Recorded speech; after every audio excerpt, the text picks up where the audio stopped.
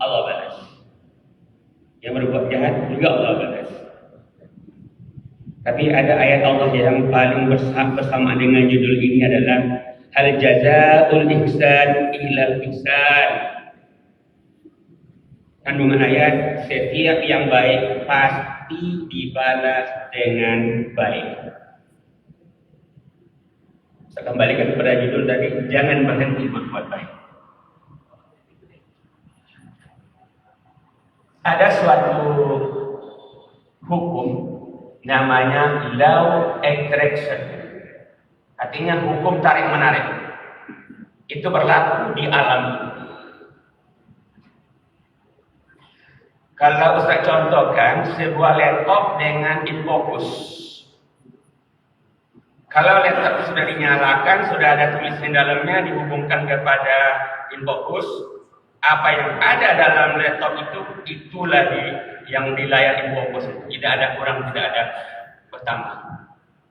Itu maksud dari law of attraction. Jadi begini, banyak orang salah paham. Banyak orang beranggapan apa yang saya buat hari ini itu tidak apa-apanya. Artinya lepas begitu saja ke alam semesta. Dan ada orang juga bila terjadi sesuatu dalam dirinya, baik suatu musibah atau sesuatu yang baik, tidak ada dia berpikir.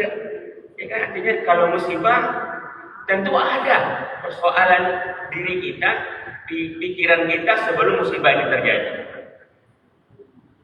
Atau yang baik pasti ada yang kita lakukan sebelum yang baik itu muncul. Padahal sebenarnya tidak ada sesuatu yang sunyi, yang kosong di alam ini tanpa balasan. Nah, saya ulang lagi, sunyi dari balasan. Yang paling ekstrim lagi pemahamannya, yang berbuat itu manusia, yang menerima manusia itu sendiri. Kalau tertanam itu paling dalam, inilah kejujuran yang paling abadi. Kalau Dekan Pais selalu ceramah ihsan.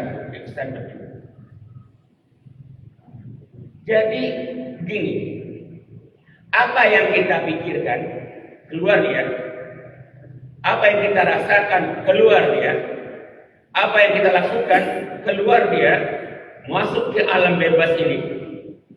Jangan dianggap hilang begitu saja. Pada suatu saat dia kembali kepada kita. Jadi kalau inilah yang dipahamkan, orang tidak akan mau berbuat jahat. Sesuai dengan judul saya tadi, taburkan kebaikan. Sebab kita yang menanam, kita yang menuai. Ibarat kita main bola, tendang bola ke dinding pantulan sama kita. Jadi peluang untuk berbuat yang tidak baik, ide yang tidak baik, perbuatan yang tidak baik, perasaan tidak baik, tidak ada kesempatan buat kita. Kita takut itu kembali kepada kita. Kalau itulah yang tertanam dalam hidup ini, jujur kita kemana-mana saja. Cuma itu tadi, kita beranggapan tidak ada apa-apa nih. Nyai ada orang itu, bergunjingkanlah orang itu, sikat orang itu. Menurut kita, tidak akan ada yang tahu. Padahal itu hanya membuat menganiaya diri kita sendiri. Atau mengatakan zalim kepada diri kita sendiri. Atau kita membohongi diri kita sendiri. Berikut, itu ronde pertama. Ronde kedua. Perbuatan yang kita alami itu terbagi dua. Satu baik, satu jahat. Kenapa ada dua ini? Karena kita terdiri dari dua unsur. Satu jasmani, satu rohani. Tapi walaupun dua unsur tadi jasmani dan rohani, yang berperan, yang mempengaruhi kita adalah rohani. Jasmani sebagai akibat. Apa yang kita ucapkan itu berawal dari rohani kita. Apa yang kita pikirkan berawal dari rohani kita, bukan dari jasmani. Jasmani hanya pelaku. Rohani itu dipengaruhi pula oleh dua makhluk Allah. Satu malaikat, dua setan.